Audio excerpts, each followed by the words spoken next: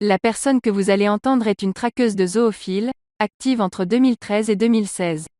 Nous n'avons que peu d'informations sur elle, c'est une dame d'environ 60 ans, secrétaire médicale à la retraite, dans le milieu associatif de la protection des animaux et éleveuse de chats. Elle habiterait dans un département limitrophe de la Nièvre, dans la région Bourgogne-Franche-Comté, probablement dans l'Yonne, la Côte-d'Or ou la Saône-et-Loire. Voici des extraits du speech qu'elle a fait lors de la conférence de l'association Animal Cross lors de la présentation de leur étude sur la zoophilie, en février 2020, ainsi que des extraits d'articles relatant sa traque. Bonjour tout le monde. Alors, tout d'abord, je tiens à vous remercier d'être présent et pour l'intérêt que vous allez porter à ces victimes oubliées depuis des années. Et je remercie également l'association Animal Cross, les intervenants qui sont là. N'ayant pas l'habitude de m'exprimer en public, vous m'en excuserez également si certains de mes propos sont crus et violents, parfois. Je voudrais indiquer que je ne suis pas là pour juger des pratiques sexuelles légales. Chacun fait ce qu'il veut de sa sexualité. On ne touche ni aux enfants, ni aux animaux, ni aux personnes fragiles. C'est ce que je pense. Alors, nous allons entrer dans le musée des horreurs, si je puis m'exprimer ainsi. Cette enquête, d'abord, elle a été très difficile à mener sur le plan psychologique, émotionnel. Mon esprit n'arrivait pas à concevoir ces actes étant hors de ma réalité. J'avais comme un blocage mental. Aussi, il fallait que je comprenne ce qu'il leur faisait et ce qu'il leur demandait de faire, d'exécuter.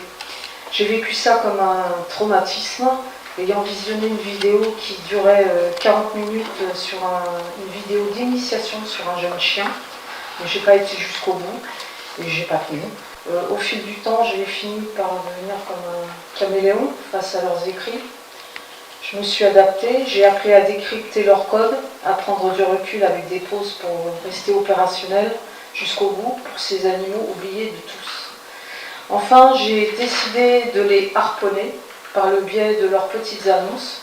Je prenais une petite annonce, j'entrais en contact avec eux, et je faisais en sorte d'obtenir des aveux par écrit dans le but que la justice intervienne après. Pour cela, j'ai collaboré sur le plan juridique avec la cellule antitrafic de la SPA de Paris. Alors je vais vous parler du harponnage. C'est à partir des petites annonces, j'entrais en contact avec eux pour obtenir des preuves afin de les produire en justice. Ma façon de procéder, je pense qu'elle se rapprochait de celle des policiers ou gendarmes en matière de cybercriminalité. Sauf que je ne suis jamais allée au rendez-vous fixé, bien sûr, et je n'ai jamais incité à commettre l'infraction, qui est la première règle à tenir dans ce cas-là.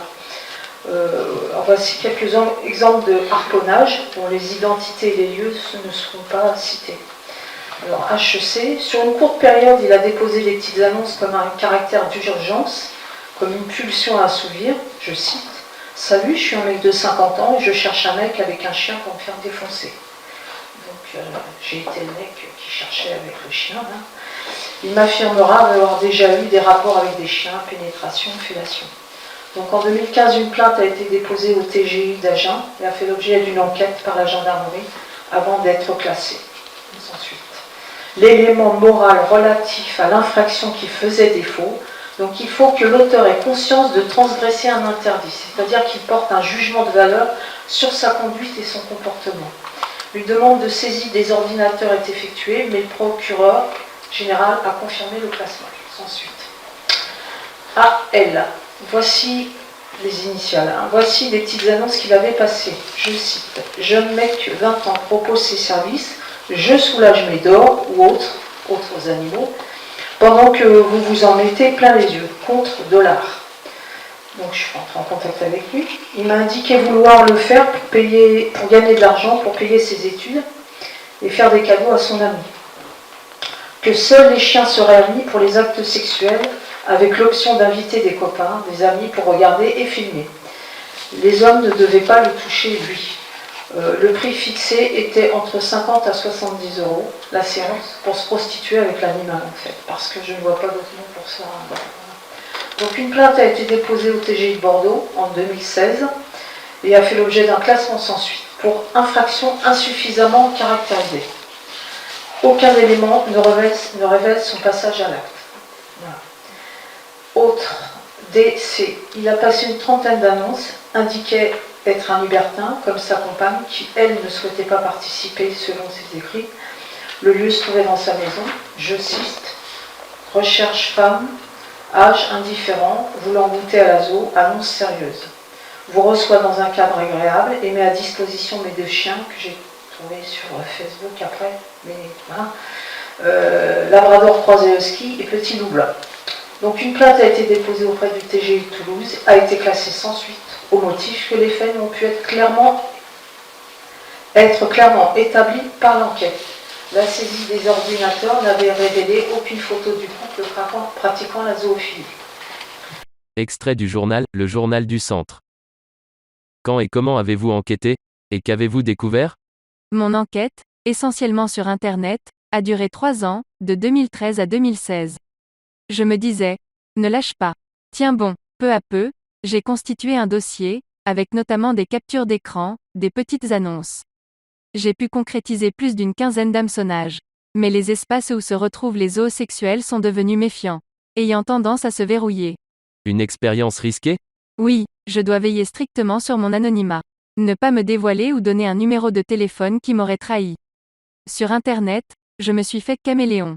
Des situations vous ont marqué? Oui, plusieurs. Comme ce couple, âgé entre 50 et 60 ans. Lui recherchait un chien pour sa partenaire, dont il a envoyé une photo.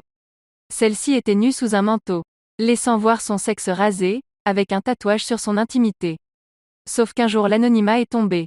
J'ai pu faire le recoupement avec une autre photo où un chien était à l'œuvre sur le sexe d'une femme dont on ne voyait pas le visage, mais très distinctement le même tatouage, au même endroit. Extrait du journal, Le Parisien. J'ai décidé de les harponner en passant des petites annonces sur les sites spécialisés, nous explique Aline. J'entrais en contact avec eux et je faisais en sorte d'obtenir des réponses ou des commentaires par écrit afin de réunir des preuves pour pouvoir les poursuivre en justice. La quinquagénaire entame son infiltration de la communauté, zoo, par le biais de Facebook. De fil en aiguille, elle identifie des sites de rencontres très particuliers. Un étrange musée dont Aline arpente tous les étages pendant 3 ans, jusqu'en 2016. À chaque fois qu'elle le peut, la militante pointilleuse garde une trace écrite de ces échanges ou des petites annonces qu'elle repère. Comme celle, sans équivoque, laissée par le propriétaire d'un chien mâle bouvier bernois, je possède un chien très câlin et très affectueux que j'aimerais voir saillir une femme. Les rencontres ont lieu généralement au domicile des organisateurs ou, de manière plus exceptionnelle, dans des lieux extérieurs, en pleine campagne ou à proximité d'une ferme. Mais Aline n'y participe jamais.